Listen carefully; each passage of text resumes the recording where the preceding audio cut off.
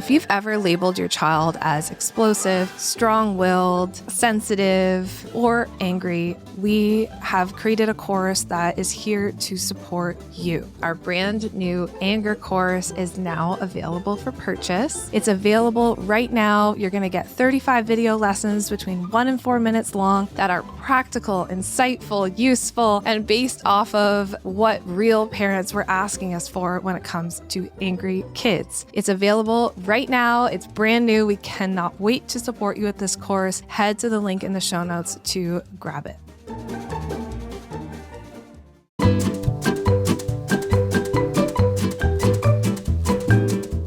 Welcome to Robot Unicorn, hosted by my parents, Jess and Scott. I hope you enjoyed the episode. Hi, Jessica. How are you? Good morning. Good. How are you? Great. Really? Great. Yeah. Wonderful. Why? We celebrated Canada Day yesterday, so I'm feeling spry, you know. We had a day off in the middle of the week. Yeah, that was kind of nice. Yeah. Pool day. Spent the whole afternoon in the pool, which was nice. Mm-hmm. How are you doing? I'm good. I feel like I have a lot on my mind today. Just a lot of things I'm working on and projects on the go. Oh, like related to work? Yeah, related to work. Yeah. Oh, okay. Just, trying to write a book and, That's not that hard, is it? yeah. We're very excited about the book, by the way. Yeah. But just trying to write it just takes up a lot of your thought space. So I was excited to talk about a different topic and dive into this. Yeah. And I mean, we never have a shortage of things we're trying to do. So, Yes. Yeah. so today we're going to talk about birth order. It was brought up by a friend to me last week. So I kind of... See, I didn't even know that this was brought up to you. All of a sudden, this was just a topic. Like, I don't remember us talking about this being a topic. Yeah. It was brought up by a friend. And I was like, yeah, you know what? I've always thought of doing that, but I keep forgetting that I want to do an episode on it. So today we're finally doing that episode. And let me tell you, the research was very interesting and my opinion on things has changed significantly. Okay. Yeah, Scott's been really excited about this, but also not telling me anything. So I really don't know where this conversation's going today, but I'm excited to see what you have in store for us with this episode. Well, I feel like we've probably all heard the stereotypes of the oldest child being a certain way, the middle child being another way, the youngest being different, or only children being a certain way. So it was kind of nice to dive into that. And full disclosure, Jess and I are the best in the birth order, right? We're the oldest, obviously. Yeah. No, I'm just kidding. It'll all become more clear as we go through it. We're excited. But full disclosure, we're both the oldest of 3 in both of our families. It gives. Does it? Yeah. Maybe it does. Maybe it doesn't. We'll find out. We will find out. So actually, the first thing I wanted to ask, how much do you actually know about birth order? Have you looked into any of the research before or learned about any of this in school at all? Yeah, so I'll say in school we learned about it a little bit, and about 4 or 5 years ago I did my own kind of research on the topic. So I'll tell you where I ended up with it, and then you'll tell me if the more recent research aligns with what I think. So when I originally started doing my own research on birth order a bunch of years ago, I went in with the idea that there's definitely like these clear roles in the family, right? Like your traditional, like your oldest is your more responsible one. Your middle maybe is a bit more sensitive or maybe a bit more wild child kind of vibe. And then your youngest is baby of the family, happy-go-lucky, kind of gets whatever they want, more extroverted. So that's kind of what I went into it thinking. But then in my research those years ago, what I found was that there's actually not a lot of research to support the fact that the kids do play these roles. And it's more about how the parents parent each child differently and how each child relates to the parents kind of given their own experience with the parents. And then that being said, so when I was trying to find research all those years ago, I wasn't finding research that to me really backed up that consistently there are these roles, but that there are these stereotypes and that sometimes the kids do fit into the roles, or we have these kind of preconceived notions about what roles the kids should fit into. So that's kind of where I ended up, and I don't know. I have no idea where you ended up, but... So I would say what you've said there is partially true. Okay. Essentially, the hypothesis I was trying to test here was there is an effect So that was what I went in thinking, that there is an effect Yeah. based on birth order, and it affects a child's personality. Yeah. But again, all of this is based on not as children, but as adults. So after they've kind of come out of it and they're living on their own. So there's a personality effect, there's an intelligence effect, and there's a life outcome and choices effect. So like the things that they choose to do afterwards, there's effects in those three areas. And what you're talking about with how we parent, that is a significant factor. That's probably the most significant factor outside of genetics in terms of personality. Right.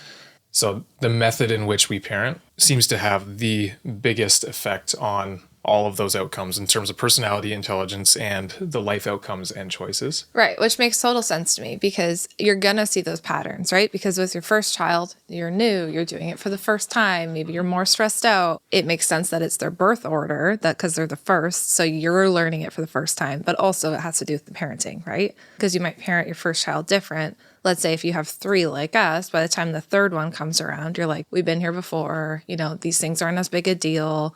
Like you're just more relaxed. So then, of course, that impacts the way that they act, right?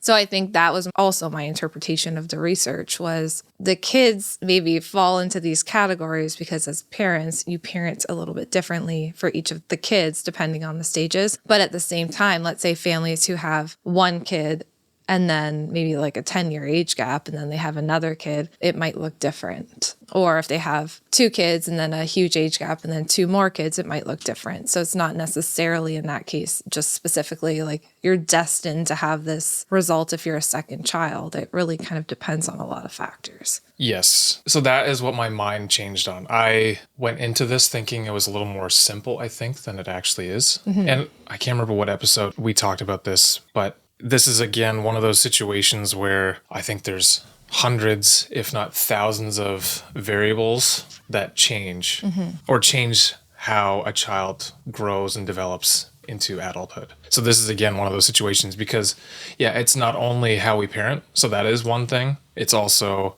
let's say in our family, what I was understanding at least is that we have to be a little more careful because we have same-sex children. So there tends to be a bit more competition when you have, let's say, 3 kids that are all the same sex versus if we had a boy in the middle, and like it kind of, that changes things. What I came to the conclusion of is originally, I think it was Alfred Adler came up with this idea of individual psychology, I think it was, where children are kind of fighting for the attention. They're trying to show that they are valuable in the world. And maybe that's an oversimplification of his theory. And he created these like stereotypes for children at different stages, whether it's firstborn, middleborn, laterborn, and then single children. But most of that has been refuted. Not all of it. There are still some statistically significant results that I found, but it's so minor that in day-to-day life, you wouldn't see it. And I think what I found is that a lot of the earlier research was, let's say, firstborn children were compared in family A to firstborn child in family B. But that's not a great way of... You can't compare 2 different families who have very different circumstances versus you can compare family A's firstborn versus their later-born children to see what outcome differences are there later in life. Right. Yeah, and you really have to look long-term. Like if a study is only looking at them for 2 years, it's kind of hard to see, is this actually going to have a long-term impact? Right. Honestly, it was so interesting, though, because I thought there would be much bigger effects, but it sounds like there are some statistically significant effects of birth order. And it's not necessarily just because of the order in which a child was born. It's just we see that there's a relationship between firstborn children. And the biggest thing was the career outcomes. So firstborn children are typically or more likely to be in a position of CEO or managerial position versus laterborn children are much more likely to be self-employed and run their own businesses. Interesting. Which it was a pretty significant difference.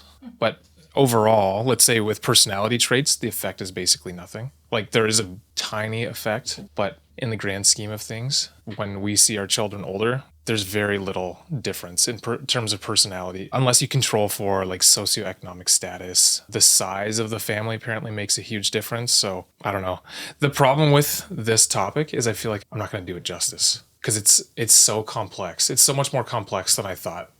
Yeah, I think a lot of people think birth order. And like I said, you think, okay, firstborn, leader, rule follower, secondborn, wild child, thirdborn, everybody loves, happy. Like, at least that's kind of what I thought when I went into it, right? Yep. But yeah, there's so many factors, right? That's assuming someone has 3 children, right? What if you have 1? What if you have 2? What if you have 7 kids? Like, you can't just assume they're going to fit into these boxes, right? And of course, your birth order in your own life is going to have an impact, right? I think you talk to anyone who's any order in the family, right? And they will talk about the way that impacted them. For example, I think about our youngest, like she, assuming our 2 older girls go off to university, she will have years at home without her sisters there. That has an impact on you, I know. Yeah, the only one that won't is our middle child. The only one that won't, is our middle child, right? Yeah. She will always have siblings there. And then you think of being a middle child, right? Like I think of our middle child. She never had that one-on-one time with us. Yep. And she was 2 when our baby was born. So her toddler years were very different than our last born child, because our last born child, she's 3 and we don't have a baby. We've never had a child who's 3 and not had a baby in the house. So we can do things like lay with her longer to sleep, have longer bedtimes. Mm-hmm. So we can't say birth order doesn't have an impact on you. But I think what you're trying to say is that it's not like a neat and tidy box, the way that it impacts you. You can't just say you're... Yeah, it's much too, like, I can't remember what episode we talked about this too, but as humans, we want this very simple explanation for the things that we see, and then we start looking for things that confirm that. So we have confirmation bias. We are looking for those things that confirm what we originally thought, and then we think, oh yeah, this makes total sense, when in reality the differences, the long-term or lasting effects, are essentially nothing. Yeah, and I thought that was funny because right off the top of this episode I was like, yeah, we're giving firstborn children, right? But yeah. I've talked about this with you before. I think in certain circumstances you appear like your typical firstborn child, right? You're talking about me. Yeah. You're a strong leader, you're independent, self-sufficient, you're the one that your siblings turn to, all of those things, right? So in those ways, very much you're your typical, stereotypical firstborn child. But you also have another family, which would be your uncles and aunts, because you grew up at your grandparents' house a lot of the time. Yeah, I spent, as a kid, most of my time, I lived at my grandparents'. Okay, so most of Scott's time as a child, he lived at his grandparents'. And in that family... How many siblings? 7? There's 7. Well, yeah, but when I was there, 5 of them. Right. Like when I first started. Yes. And then very quickly after, it was usually 3. Right. So he also grew up in another family where there was these older, they're actually his aunts and uncles, but they're not that much older than him, right? So they kind of acted as older siblings to you. And when you're around that family, it's so interesting because you kind of change, and that's where I can see the baby of the family coming out, right? Scott will, like, he's the one to make jokes. He's the one to, like, everyone has a soft spot for him. Like, you can pretty much say anything and get away with it. Everyone's laughing. Yeah, my grandma will just, like, slap me on the arm. Oh, yeah. Scott. Yeah, grandma will just slap Scott. Scott, come on. But he can get away with anything in the way that you would see a stereotypical baby of the family.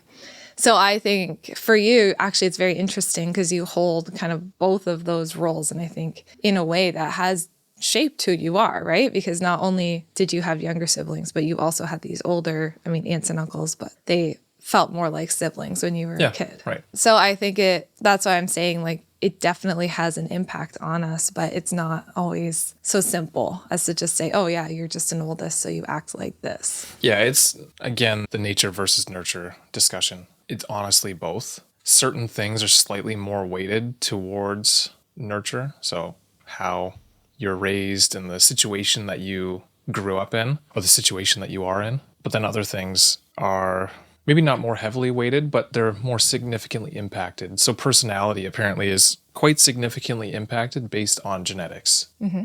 That makes sense. So, I don't know. I found this very interesting, and I learned a new, let's say, term. It's not a real term, but the idea of a zombie theory, which is a theory in science that doesn't die. So the idea of birth order, really it should die. It's far too complex to say, yes, there is this order, and based on the order, you're much more likely to be this way. Because one thing you didn't mention, but it's also significant, is older children are typically more mature. So we think our oldest child is the most mature. Yes. But it's because they're the oldest. Yep. Versus, let's say, our 3-year-old is much more free-spirited, but she's also a preschooler, toddler age, right? Which, when our oldest was at that age, if you really think back, was pretty much the exact same. Oh, yeah. You watch videos, they're the exact same. But everyone looks at our 3-year-old and they're like, oh, such a baby of the family, right? But actually, in reality, our oldest was the same when she was that age. But they have very similar temperaments, I will say. Right. But that's potentially a personality or yeah, like that side of things, right? Which, again, has less to do with birth order and more to do with genetics and how that's what we're I'm raised. trying to say, right? Yeah. Like, I wonder how much of it is confirmation bias, too. Well, that's what I'm trying to say is it is largely because of confirmation bias. Even myself, I'm realizing, I'm thinking about all these different things that our kids do. And then I'm now realizing, oh yeah, I'm just confirming what I already thought about birth order. Meanwhile, if I truly try and compare them at the same ages, they're not that drastically different. But because now our oldest is not that age anymore, we're kind of comparing the maturity level she's at versus the maturity level our 5-year-old and our 3-year-old is at. Yeah, and I think about the second child because they often get labeled, wild child or whatever. But often it's the same, it's exact same thing because you have an older child and then you have another baby and then they reach the toddler age and you're like, they're crazy. But actually, they're just being a toddler the same way your oldest child was a toddler. It's just your oldest child is older and more mature now. And so you see the second child as being this wild second child. And also, to add on top of it, they have an older sibling, which your first child never had an older sibling. So, of course, there's going to be more tantrums, more fights about things because your older child, it was just them. Yep. So, yeah, I think a lot of it just actually makes sense behaviorally. And that's the thing. Again, there's so many different variables that go into it that simplifying it down to birth order, you can't do it. Do you think confirmation bias is potentially damaging to our children? Like if we have these labels of first is rule follower, second wild child, third happy-go-lucky baby of the family, is there potential harm to having these biases? I feel like you're the better person to answer this. The way I would think about it is it can be damaging if let's say we label our oldest as the most mature and kind of the mini parent in the family and therefore parentify them and make them parent their siblings and not allow them to do the things that kids their age should do. And I think same with the later born children, if you were to kind of let them get away with anything because they're the babies, they're younger. Whether it's damaging or not, I don't know, but it would be counterproductive to use birth order as a way to parent unless you're going to try and counteract that. So now with the information I know, especially with same-gendered children, there's potential for much more competition where they're going to try and one-up each other. And I think it's important to make sure that you're parenting each unique child, but not based on the label of where they are in the birth order and what you expect that child should be like based on where they are in the birth order. So our middle child, you don't want to make them I think often they would be considered more of a peacemaker. So they're trying to make everyone happy and make sure that if someone's sad, they're the ones that are going to go and help them. And that's often what I found people expect. And there's also like a stereotype for the middle child, they're the peacemaker, but they're also the ones who are forgotten about. I think there's like that stereotype too. Higher levels of anxiety and everything because they're forgotten about, which honestly, the research doesn't suggest that can't be true if you're assuming that if you parent them in the way that you say, oh, this is the middle child. So, or you actually forget about them. I see this damage happening a lot to the older children, right? Because of parentification? Because of parentification. Because we're like, oh, they're more mature. Because it's exactly what you said. Of course they're more mature. They're the oldest, right? But then we think, oh, they're more mature. They love to help out with their siblings. So they can always help me out. They can be a mini parent. And I don't think it's a bad idea to give responsibility to all your children, right? Especially age appropriate as they get older. But I do see a lot of oldest children turning into these mini parents, especially when there's lots of kids in the family. And I think we can tell ourselves, oh, like they want to be like this, they're the oldest. Of course, they're more mature and responsible. But we have to, I think about this a lot because I know our oldest, she'll do anything we ask, right? Because she is a rule follower. She does want to be helpful. And I do think to myself, okay, when our youngest is this age, would I be asking her to help me with the same things? When our middle child is this age, will I have the same expectation on her? I try and think about that so that I can ask her to do things that I think are fair for her to do and not ask her to help me raise her little siblings, because that's not her job, right? Her job is to play and have fun and be 8 and have some responsibilities, but not raising her siblings. Yeah, I think what we're trying to say is not that you don't give your children responsibilities, but they have to be developmentally appropriate and, reasonable. Yeah, and you want to ask yourself, would I give this to all my kids, or am I just giving it to them because they're the oldest? That's something I think about a lot. And same with our youngest. I mean, she is a baby of our family, and I recognize that sometimes I baby her a lot. Well, and again, in the research, it suggests that not only do parents baby the youngest, but the older siblings also do the same thing. Yes, everyone babies our baby, who's 3. Yeah, which, again, it's not a real baby, but but that does have an effect. Yeah. But in terms of, let's say, if you were to look at the legitimate studies of personality traits, the Big 5 is considered the most legitimate. The effects later in life are essentially nothing, null. Well, that's good. That's a breath of fresh air for parents. I find interesting, because if it's not really about personality, why do we all seem to recognize these birth order traits in our own families? Like if you look at your siblings and I look at my siblings, I feel like the birth order effects make sense. Mm-hmm. So are we literally just seeing what we expect to see? Is that just confirmation bias at work? I feel like it's easy to have that confirmation bias, right? Because so many kids carry so many traits, right? Like I think about, let's say, our middle. I could easily make the oldest born traits work for her too. She's a leader. Yeah, she's totally a leader. She's a rule follower. Yep, she's a rule follower. Whatever the oldest born traits are, I could pretty much fit it to any of our kids. So it's very easy to confirm and in your mind, right? Mm-hmm. I could also make the baby of the family traits work for our middle child, right? So I think it's just the confirmation bias, I think, is so easy to have. And I think a lot of the times it makes sense given their different stages of life, because you're looking at one kid who is more mature and one kid who is younger. So it makes sense. Let's talk about your siblings then. If you look at them as kids versus now, do you think those personality traits line up or don't line up? Or could you line up different traits for yourself? Like, that's what I'm trying to figure out, because I feel like you could I could still see it, but maybe again, that's just...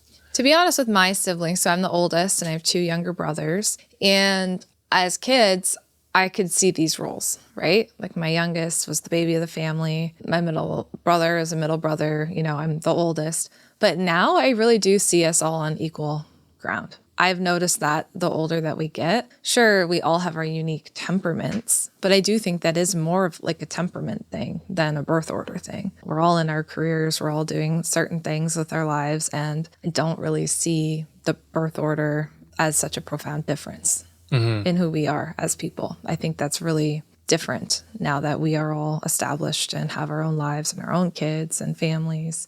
So to be honest, I was thinking about that as you're reading the research. I'm like, yeah, that makes sense to me. I think the playing field is kind of evened out. But that doesn't mean our birth order doesn't have an impact on us, right? Like my youngest brother, he had to live at home for quite a few years with no siblings there, right? That's going to have an impact on you because me and my other brother were gone at school. I was the oldest. I was the first to do everything. Of course, it's going to have an impact on me too. It's not a bad thing, but your role in the sibling, like in the line of your siblings, of course, is going to have an impact on just who you become. Yeah, it's, again, the environment you grew up in, so that does have an effect. But, again, what the research is suggesting is it has very little effect on on your personality, at least. So that's the first line of questioning, was just based on personality. And what I found is that, and some of these studies were huge, like tens of thousands to hundreds of thousands of people looked at to determine if there were any major differences between the siblings within a family. And like there were a few minor ones, like oldest tend to be very, very slightly more rule followers and less agreeable. True for you. I thought I was a baby of the family I'm just kidding. Middle are slightly higher on agreeableness. The latest born children are typically, again, very slightly higher on agreeableness. But the differences were so minor that you wouldn't actually see it in everyday life. Yeah. And then only children were lower on agreeableness, but higher on like conscientiousness. But again, the differences were so minor that essentially these huge studies said the effect is null, which I found very interesting because that's not what I expected at all. Yeah, I think it's interesting too. I think to me it makes sense that you can't just blame everything on I'm a firstborn, I'm a secondborn, I'm a thirdborn. It's more the way you were parented. And we'll get into that later. Yeah. So. Oh, okay. Yeah. Friends, we have exciting news. The Anger course is now available. This course was created for parents of kids who would be labeled as angry, strong-willed, sensitive, or explosive. It's meant for kids ages 3 to 9 years old. Inside the course, you're going to find 35 video lessons, all between 1 and 4 minutes long, really easy to digest, covering everything from your triggers, how you view anger, of course, your childhood experiences, to what anger is and why it presents the way it does, and how even sensitivity plays into it. And then you'll finish it off with some scenarios and really practical tools. The whole thing's only an hour and a half long because we know you're busy. We can't wait to support you. Head to the link in the show notes to grab the Anger course right now. So where does it matter? So where are the subtle effects? Yeah. So birth order might not make you a rebel, but the research points to a small but real effect on intelligence, interestingly. And again, it's in huge studies. So what's going on there, do you think? Are firstborns actually smarter? Is it firstborns that are showing to be more intelligent? I wonder if, because I could see this happening with our own kids, like you pour a little bit more time and energy into teaching your firstborn stuff, but the more kids you have, the harder it is to pour that time and energy into things. And so you leave it maybe more up to teachers, or you read them less books when they're kids. Like our firstborn, we read her so many books. Like I was reading her so many books every single day. I was teaching her the alphabet. I taught her how to sign, all these things. But by the time you have your thirdborn, if you have 3, you have 2 older kids. And so I'm definitely not doing the same amount of that with our thirdborn child as I did with our first. Mm-hmm. So to me, if that has, and we know that reading and teaching these things early on does impact intelligence later on, right? So to me, that actually makes sense, just given the time parents can spend and how that gets divided the more kids that you have. Yes, that's pretty much what I found. But it was so minor. It was like, I think it was 0.1 standard deviations higher. So it was, again, essentially you would never see any difference in real life with your kids. And yet it has largely to do with the fact that you spend a little bit more time with them. They're the first. So especially when they're first born, you're spending more just one-on-one time with them, helping them develop. Apparently the biggest factors came down to the size of the family, but when that was controlled for socioeconomic status, it had to do with that. So it's basically the amount of time and resources parents have to pour into their children. So let's say our kids, like we have no problem getting them books or bringing them to the library. We don't have the extra stress of living in an area where like everyone is impoverished. Mm-hmm. They don't have enough food. Like any of that where we are living. And that has a huge impact on the level of intelligence, and the differences are far less when controlled for the socioeconomic status. And that status is often a predictor of the size of families. So it's like bigger families, the kids tend to score lower on IQ tests, but it seems like socioeconomic status has a huge impact on the size of families as well. So usually impoverished families have bigger families. Interesting. So I just found that to be very interesting. All this is to say, firstborns are, in real life, they're the same. All your kids will be pretty much exactly the same. There'll be very little difference. Again, it has to do with how much effort and time you can put in to their education and the resources that you have available for them to continue educating themselves. Yeah, and I feel like also, I'm sure you'll get to this, but genetics play a role in that. Neurodiversity plays a role in that, right? But these studies were huge and they controlled for all of those things. And it's essentially pretty much no difference. There's like the slightest statistically significant difference. Firstborn children score very slightly higher on IQ tests. That doesn't necessarily make them smarter, but okay, so let's get practical then.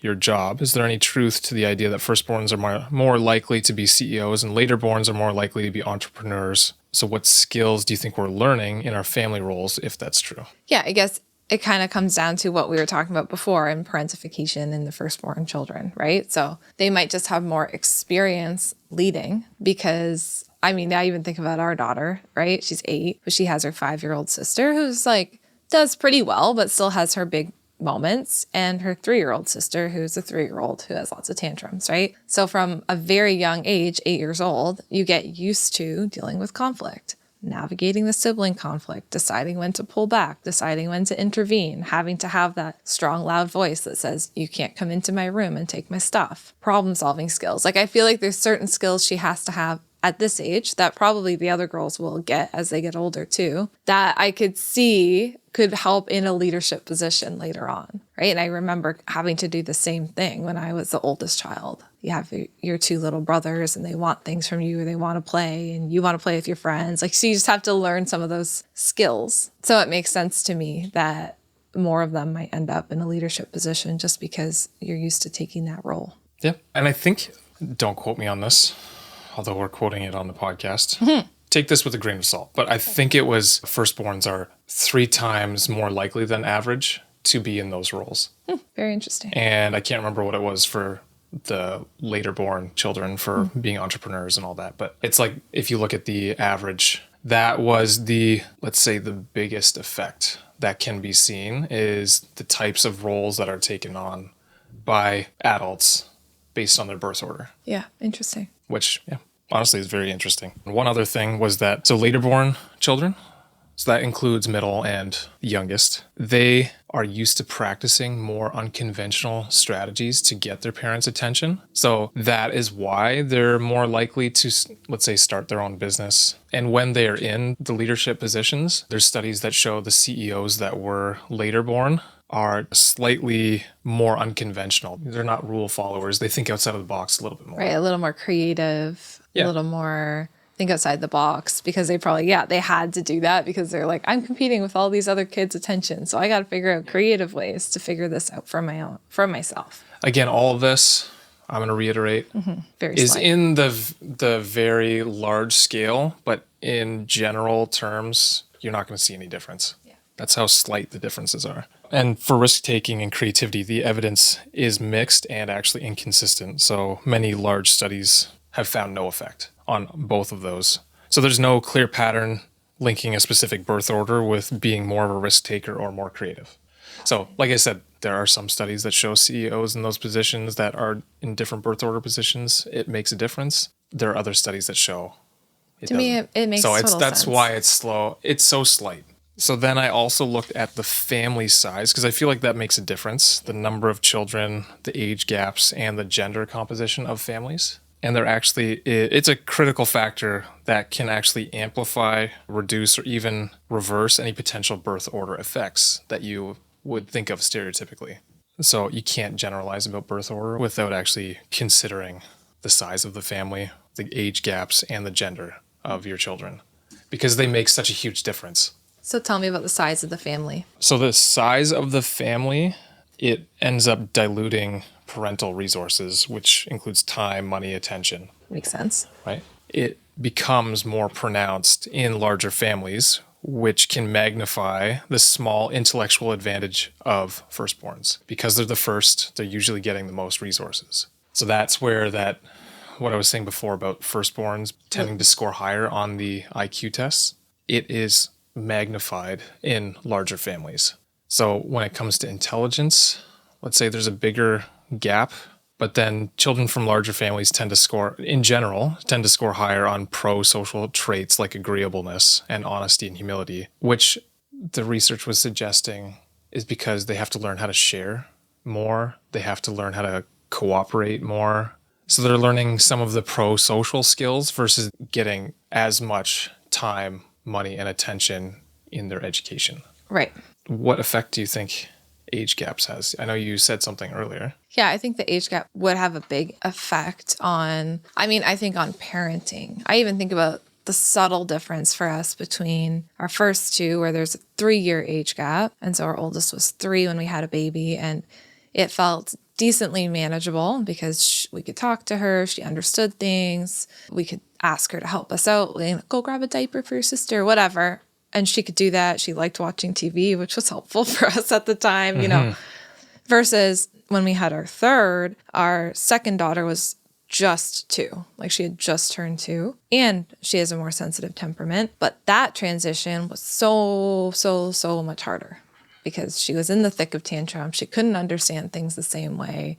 She was really still at 2, kind of a baby, like needed us a lot more. And so I always look back on that and I'm like, oh, that was such a hard transition. Because now let's say when our final child turned 2 and 3, she never had a sibling, right? There was like no baby. So we could still lay with her to sleep. We could have more mental space and energy for her tantrums because we didn't have someone else having tantrums too, or a baby crying. So I think in that way, the age gap really impacts you because sometimes you have to grow up a lot quicker than your siblings, right? Like I think for our second child, like she had to like get into a big bed because the baby needed the crib. Like all of these things, like there's ways she had to grow up quicker just because of the age gap versus let's say even if we wanted another kid and we had them in 2 years, like that would be so different for our current youngest child, right?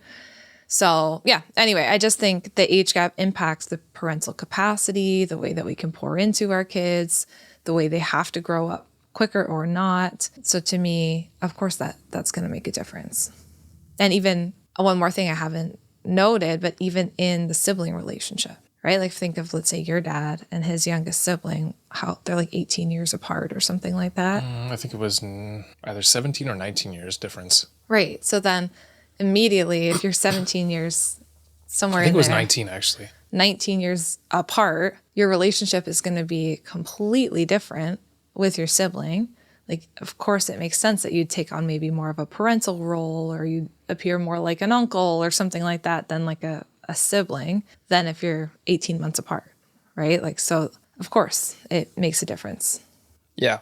Well, it mostly, so yes, that is correct. The larger an age gap is, the more it effectively restarts the birth order clock. Yeah.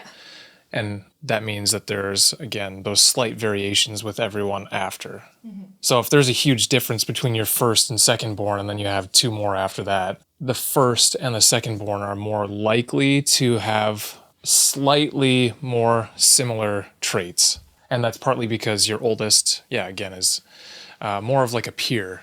Right. And kind of a mentor for them versus You're all that the same typical age, sibling where, I mean, our age gap's 3 and 2 years. That's, I think, a pretty typical age gap. Yeah. So you'll still see those effects, but the larger that age gap becomes, the more it kind of shapes the effects of the birth order. Yeah, and that's not to say it's bad. Like No. I know lots of people who have, let's say, a 7-year age gap between their kids. They just needed that time, or there's fertility issues, or whatever it is. Yep. I think it can be great, right? It is not to say it's bad or good. It's just it has different impacts. Honestly, this is, again, one of those topics where I feel like you could go into each individual piece of it. Yeah. In the end, it's important to know that it's so complex. It doesn't boil down to birth order. Yeah.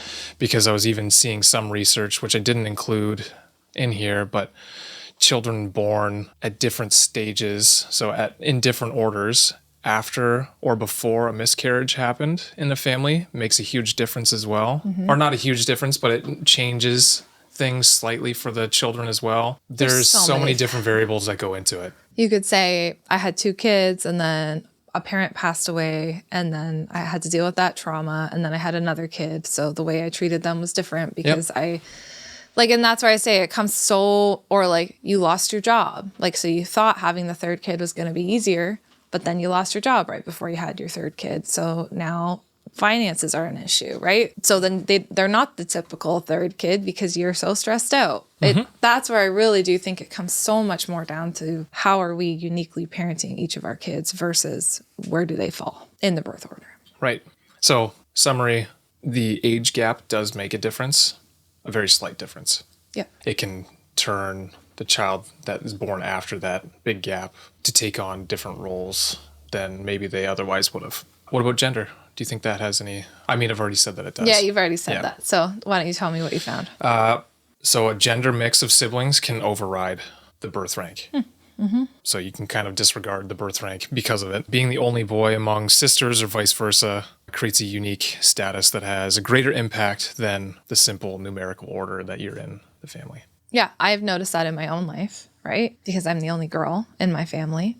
And so I feel like that impacts me, right? I have no other females to be compared to. I'm the only girl. So when there's things that like traditional girly things that my mom's doing, I'm the only one going, right? And I think about that often with our 3 girls. Like if there's something I'm doing, like let's say I'm going to go get my nails done. Now that's not to say I wouldn't invite a boy to go get his nails done with me too, right? But all 3 of them want to come, or I want to go and try on dresses for some sort of event. All 3 of them are there. They want to do it. Yep. Right? It's not like I can be like, okay, just you today. Like, no, everyone wants to do everything with me. Whereas like, I remember with my mom, that was special quality time we had together because that was just the 2 of us. My brothers weren't interested in doing those things. So for sure, that makes it like such a difference. I can't imagine, and maybe I would have loved having a sister. I don't know, but I can't imagine sharing all those moments. Like my mom and I think we're able to develop a bond. And even now, I'm still like, she has my sisters-in-laws who she takes great care of and absolutely loves, but I'm still her only like daughter, right? So it definitely just has an impact on the role that you play. Yeah. Yeah, but do you think, like you're saying you developed a deeper bond with your mom because it was just the 2 of you, but do you think that the girls, if they're going to get their nails done with you or something like that, aren't still developing that deeper bond? Oh, I think they definitely different. are. It's just different because they're also bonding with each other too at the same time. Yeah, because their sisters are going to be part of those memories for them, right? And you can tell me if you grew up with sisters, because I didn't. So I don't have this to look back on. I am very close with my brothers, I will say. Mm-hmm. I'm very close with both of them. But everyone I talk to who grew up with 3 girls is like, oh, it's so nice for your girls. Oh, I can't imagine life without my sister. Like, oh, my sister's like my best friend and we're so close. We did everything together as kids. Like, it just seems like no matter who I talk to who grew up with 3 girls in their family, it's like, oh, it's so special for your kids. Like, oh, really? And so that's interesting to me. I'm very close with my brothers, so I don't think it's like you can't have that relationship. Like, my brothers are still the people I call if I have a hard time, like that. And their spouses, right? Like, that's who we turn to. So maybe it is the same, but it just seems like people have very special bonds with sisters. No, again, the research suggests that it is different. Okay, interesting. Not in a bad or good way necessarily, but it can increase the competition and make it more intense between same-sex siblings. Mm-hmm. I've heard that as well. So there can potentially be that because we have 3 girls, it would be very easy to compare each of them to each other as they're getting older and say, well, this one did this and you need to step it up. Like, you could very easily do that. Absolutely. I could see that. Even internally, they could do that. Yeah. Let's say they're all similar ages. So as soon as they get a little bit older, they'll probably be competing for the same sports teams or like doing the same kind of stuff in that way, right? So I could see how as they get older, even friends-wise, like that could be more of a struggle for them. Yeah. Okay, let's talk quickly about the middle child syndrome. So is it a real phenomenon or is it just what happens when you're neither the trailblazer, like the oldest, nor the baby? I think any child can experience what we think is the middle child syndrome. I think it's actually more about being the child who doesn't have the highest needs at that moment in time, right? So I think a lot of middle children experience this because let's say they're older siblings in school for the first time, they're doing lots of things. At school, they have extracurriculars, like they're kind of experiencing all these firsts. Your middle child, you've already been through all those firsts, so they're not as big of a deal for you. And then if you have 3, your last child's like, this is the last time they're experiencing I can imagine you're going to be so emotional with all of the last time for all these different things. So, and your youngest maybe just needs you like longer, whatever, for certain things. So the middle child, I can see how they can get forgotten. But I've also seen how I feel the same way sometimes towards our baby of the family, right? Where like the 2 older kids, they need things or they have to go to camp or they have to go to school or they're doing a play. And the last child just comes along for the ride and you're not giving that same special attention. And I've seen it in our oldest where she's like, you care more about my sisters than you care about me because the 2 little ones need more time and attention. So I personally don't think it's just the middle child, but I do think the more kids you have, the more mindful you have to be about how is my attention being divided and is it equal? And often it's not equal. Is it fair? Is there going to be time when I'm able to spend time with this child who hasn't had my time and attention? Yep. Like I did a post on this about the oldest child recently. And I had a lot of people saying they felt like I was shaming them. It wasn't about shaming. It was about reminding ourselves. Like I know for me, our oldest is very well behaved. She does her own thing.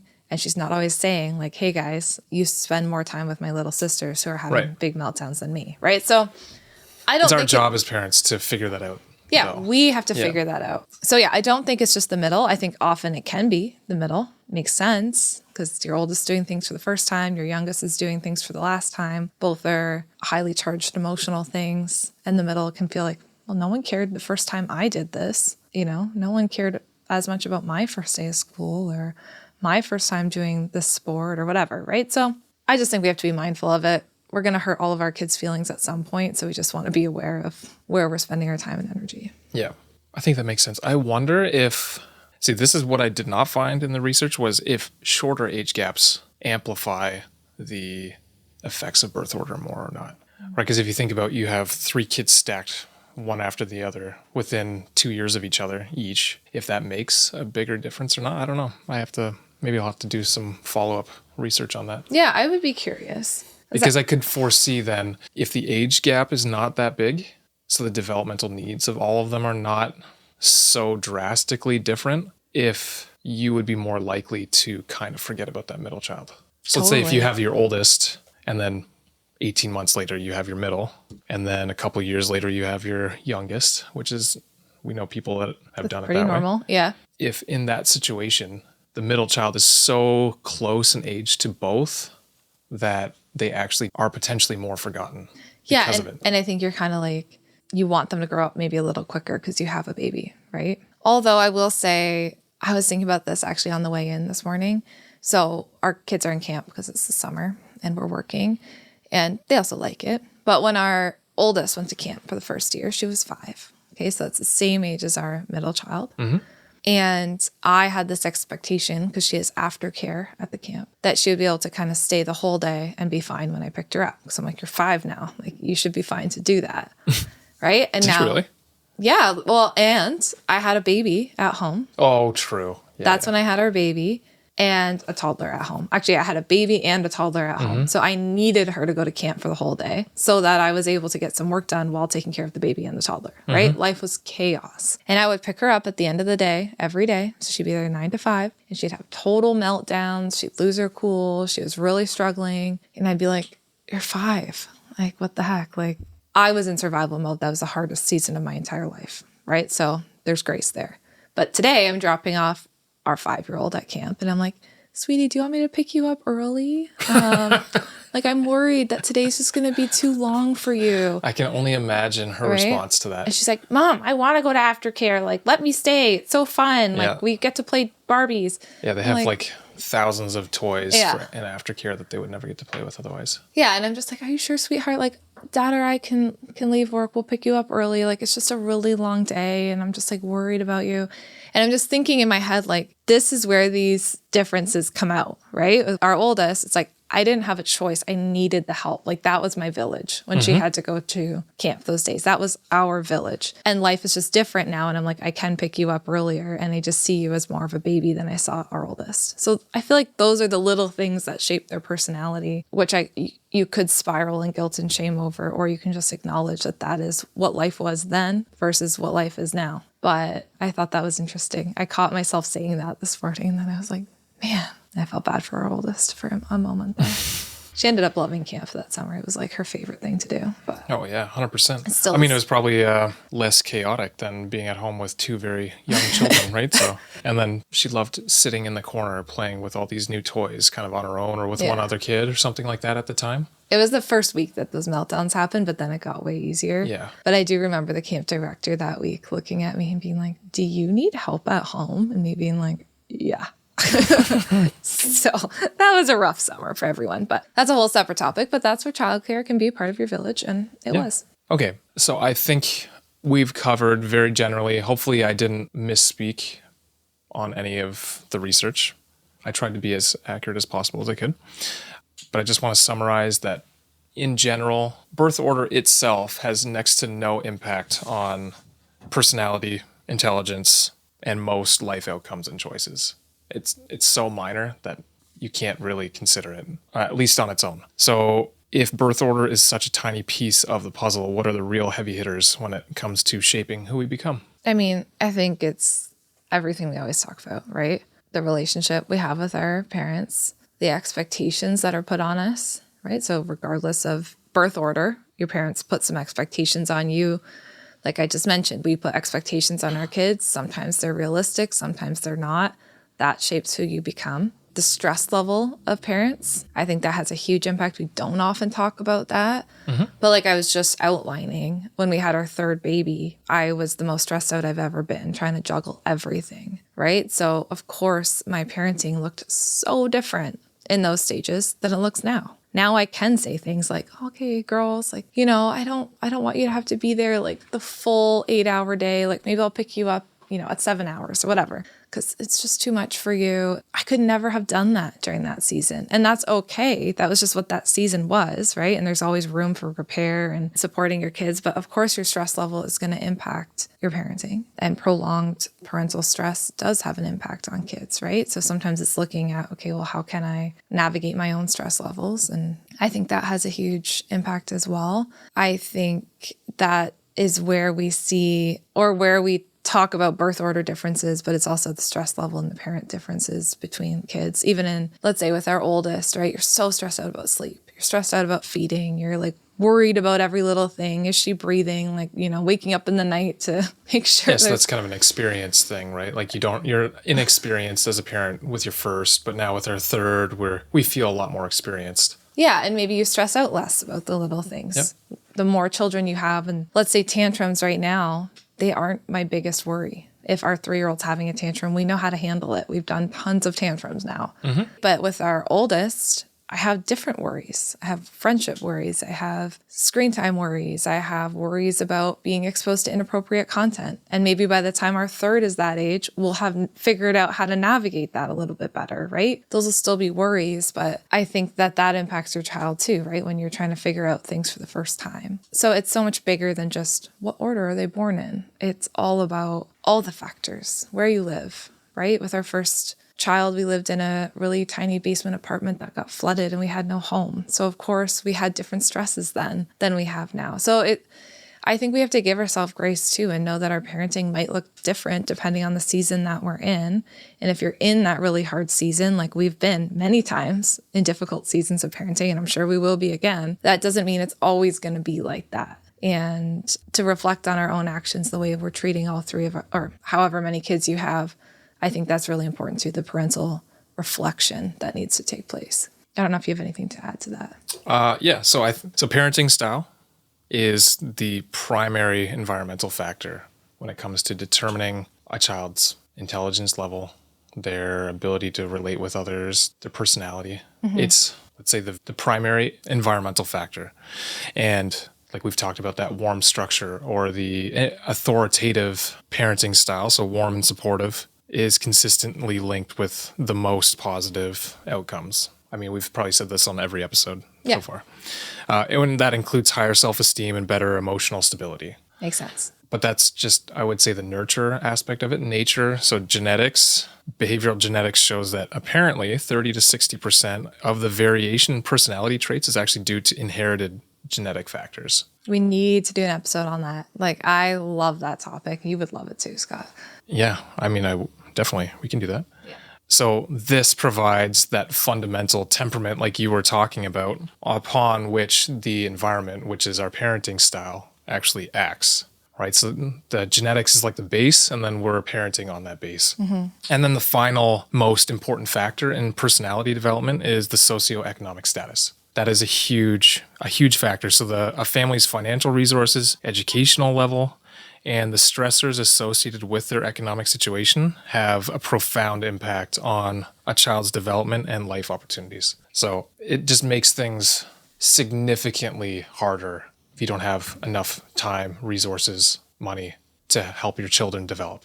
It's just a huge part of it. Absolutely. I've seen that time and time again in clients, but even in our own life. If I look back to various seasons of life where finances have been a big stressor for us, or you're traveling for work and I'm alone, or there's huge other stressors that are going on in our life, of course, it makes sense that parenting is so much harder then. You have to think of your needs. If it's hard to even meet your own family's basic needs, like eating, food, a home, it makes it so much more difficult to do these additional things like nurturing the relationship and all of that when you're just trying to meet your basic needs, right? I think that makes so much sense. Yeah. So again, I find this topic to be very interesting because I thought there would be a much bigger impact based on birth order, but it's there, but it's so small.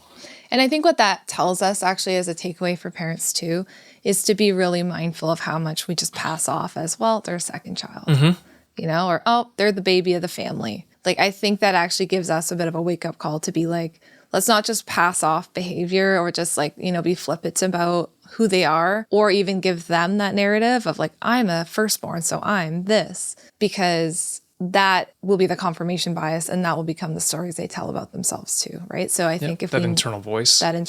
So I think it tells us, let's not feed into that narrative and give our kids that story. Instead, let's just treat them all as individual kids and try and meet their needs based on who they are as a person, their personality, like their uniqueness as well. For sure. So I think just to summarize or conclude, I guess, is maybe it's a good idea for us to think of birth order not as a determinant of personality, but just kind of as a label for the role that the child or where they are in the family. Because the role actually has such a minor and indirect influence, and it's really just on learned skills and some life choices like the career path. But again, it's so minor that it shouldn't really, I don't know, it almost is not worth even using that label. Yeah. That's what it seems like. And its impact is dwarfed by the major forces of genetics, parenting style, and the socioeconomic status, like we were saying. Yeah. So just to finish, I wanted to do something a little bit different. I have a question for you, our listener. I want you to think about yourself in your own family. So if you have siblings and parents, or you were raised under different circumstances than what you have currently, what role did you actually play? And how much of that was because of your birth order, do you think, versus everything else in the environment that you lived in that makes you you? I love it. Ending on a self-reflection. Yeah, I thought that was this. You know what? I've been thinking this whole episode. I feel like the students become the master. Like, look at you with your research, talking about these things. I feel like you're just becoming so well-versed in the parenting space. And not only that, but like fascinated with it. Yes, it's definitely really fascinated. Fun for me to have watched. Like, and I hope that this is happening for our listeners as well. As I know so many of you listen, like you're there Monday morning, every episode, like listening to these episodes, right? But I hope this is happening for you too, as you listen to the episodes, where you're getting more excited about the information. You're seeing how it all links together. Everything kind of comes back to this foundational relationship and the way that we parent our kids, right? And that you can see that no matter what your profession is or who you are, like this can be fascinating and exciting and fun to learn about. I feel like it's been really cool to watch you go from like, oh, fine, I'll do this podcast with you, you know, but I'm going to ask you all these skeptical questions, to you being like, Jess, I can't wait to tell you what I learned about birth order, right? Like he was so excited. I had to tell him, like, don't tell me till we start the podcast today. But I don't know. It's been really cool to watch that journey for you over the last year. And my hope is that that's a similar journey to what people are going on who are listening. And that's what I've been hearing. And like, I just wanted to say too, to our listeners, thank you. I feel like I see more and more people sharing the podcast, people talking about the episodes. We're getting more and more comments about the episodes and DMs and emails. And every week there's more subscribers and listeners. And it's just really cool to see. So yeah, honestly, it's been since you allowed me to do a bit more research and preparation for the episodes, I have been way more fascinated. Yeah. And I feel like, let's say with this one and all of the, like, let's say the past 10 that we've done, I feel like the more I've been learning about it, the less I feel like I actually know, which is a weird, I feel like I do know more than I did before, but because of that, I realize how much there is that I now do not understand. Or like biases that you bring in, like the birth order. You probably thought, oh, it's going to be pretty concrete, like firstborn's this, secondborn, whatever. Yeah, right? On average across humanity, yeah. So I think even the fact that you are spending this time to even check out your own biases and see what's there and learn, I don't know. It's been really cool to see. And I wanted to note that because I'm just hearing that from everyone too, who listens every week. And I love that we can provide that for folks. And thanks for the positive reinforcement. Yeah. Check. All right. Well, thanks for listening. Yeah, thanks so much. It was fun. Yeah, see you next week. Hey friends, thank you so much for listening to today's episode. We are glad that you are here. If you enjoyed today's episode and found it interesting, we'd really appreciate it if you'd leave a rating and a review. Scott and I actually sit down together and read them all. A 5-star rating helps us share our podcast and get these important messages out there. Thank you so much for listening, and we can't wait to talk to you again next time.